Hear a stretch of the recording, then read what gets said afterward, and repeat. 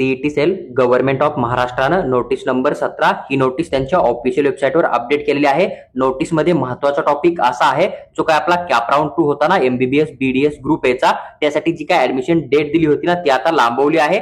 जर आपण notice number 16 वाचली असेल तर त्या ठिकाणी किंवा मग जो काय आपला कॅप राउंड 2 चा एमबीबीएस बीडीएस चा रिझल्ट आला ना, त्या अलॉटमेंट लिस्ट मध्ये 25/9/2025 ते 29/9/2025 ही ऍडमिशन करायची शेवटची तारीख होती। कॅप राउंड 2 मध्ये ज्या मुलांना कॉलेज अलॉटमेंट झाले त्यांच्यासाठी, किंवा ज्यांना कॅप राउंड 1 ला कॉलेज अलॉटमेंट झालं होतं, कॅप राउंड 2 ला बेटरमेंट झालं नाहीये पण त्यांना आता जे कॉलेज भेटलेलं आहे जॉईन केलेलं आहे तेच कन्फर्म करायचं होतं, तर त्यांच्यासाठी 25/9/2025 ते 29/9/2025 ही शेवटची तारीख होती। पण सध्या राज्यामध्ये खूप ठिकाणी खूप जास्त पाऊस पडलेला आहे, त्यामुळे स्टेट गव्हर्नमेंटने काय केलेलं आहे, जी काय लास्ट डेट ऑफ ऍडमिशन होती ना तर ती 29 तारखेची आता 2/10/2025 संध्याकाळी 5:30 वाजेपर्यंत ठेवलेली आहे। तर ज्या मुलांना कॅप राउंड 2 मध्ये फ्रेश अलॉटमेंट झालंय किंवा कॅप राउंड 1 मध्ये भेटलेलं कॉलेज होतं, सेकंड राऊंडला बेटरमेंट झालं नाही आणि आता जाऊन रिटेन्शन फॉर्म भरणे, असे सर्व मुलं आता 2/10/2025 पर्यंत आपलं ऍडमिशन करू शकतात। किंवा ज्या मुलांनी ऍडमिशन केलं पण त्यांना आता ते ऍडमिशन कॅन्सल करणे आणि दुसऱ्या कोर्सला ऍडमिशन टाकणे, तर ते मुलं पण स्वतःचं ऍडमिशन कॅन्सल करू शकतात।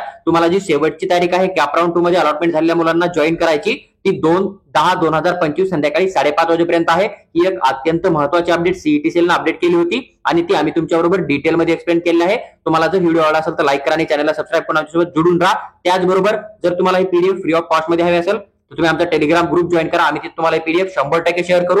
जर तुम्हाला DPT medical consultancy through paid counselling किंवा पर्सनल गाईडची रिक्वायरमेंट असेल तुम्ही आम्हाला व्हॉट्सअपवर मेसेज टाका, आम्ही तुम्हाला त्याबद्दल सविस्तर माहिती नक्की शेअर करू।